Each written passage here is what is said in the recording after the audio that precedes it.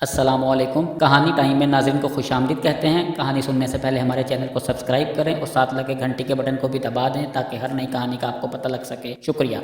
शुरू करते हैं आज की कहानी। एक शख्स के यहाँ सिर्फ बेटियां थीं। हर मर्तबा इसको उम्मीद होती कि अब तो बेटा पैदा होगा, मगर हर बार बेटी ही पैदा होती। इस तरह इसके यहाँ यके बाद दीगरे 6 बेटियां हो गईं। इसकी बीवी के यहाँ फिर विलादत मतवक्का थी। वो डर रहा था कि कहीं फिर लड़की पैदा ना हो जाए।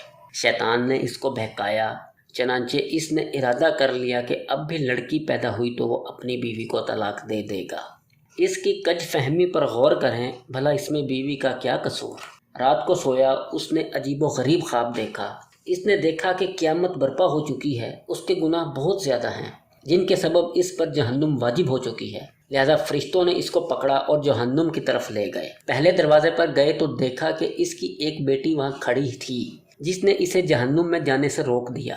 फरिश्ते इसे लेकर दूसरे दरवाजे पर चले गए। वहाँ इसकी दूसरी बेटी खड़ी थी जो उसके लिए आड़ बन गई। अब वो तीसरे दरवाजे पर उसे ले गए। वहाँ तीसरी लड़की खड़ी थी जो रुकावट बन गई। इस तरह फरिश्ते जिस दरवाजे पर इसको लेकर जाते वहाँ इसकी एक बेटी खड़ी होती जो इसका दिफा करती और जहन्नुम में जाने से रोक देती। गर्ज ये कि फरिश्ते इसे जहन्नुम के 6 दरवाज़ों पर लेकर गए, मगर हर दरवाजे पर इसकी कोई ना कोई बेटी रुकावट बनती चली गई। अब 7वां दरवाज़ा बाकी था। फरिश्ते इसको लेकर इस दरवाजे की तरफ चल दिए। इस पर घबराहट तारी हुई कि इस दरवाजे पर मेरे लिए रुकावट कौन बनेगा। इसे मालूम हो गया कि जो नीयत इसने की थी गलत थी।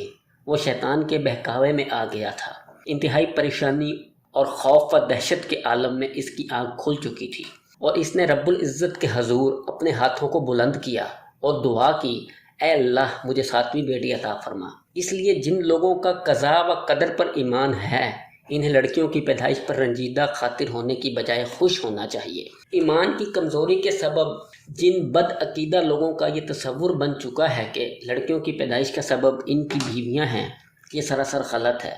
इसमें बीवियों का या ख़ुद इनका कोई अमल दखल नहीं, बल्कि मियाँ बीवी तो सिर्फ़ एक ज़रिया हैं। पैदा करने वाली हस्ती तो सिर्फ़ अल्लाह वाहदहु ला शरीक अला है। वही जिसको चाहता है लड़का देता है, जिसको चाहता है लड़की देता है, जिसको चाहता है लड़के और लड़कियां मिलाकर देता है और जिसको चाहता है बांझ बना देता है। ऐसी सूरत में हर मुसलमान पर वाजिब है अल्लाह ताला की कज़ा व कदर पर राज़ी हो। अल्लाह ताला ने सूरह शूरा में इरशाद फरमाया है, जिसका तर्जमा यह है कि आसमानों की और ज़मीन की सल्तनत अल्लाह ताला ही के लिए है। वो जो चाहता है पैदा करता है, जिसको चाहता है बेटियां देता है और जिसे चाहता है बेटे देता है, या फिर लड़के और लड़कियां मिला जुला कर देता है और जिसे चाहता है बांझ कर देता है। वो बड़े इल्म वाला और कामिल कुदरत वाला है।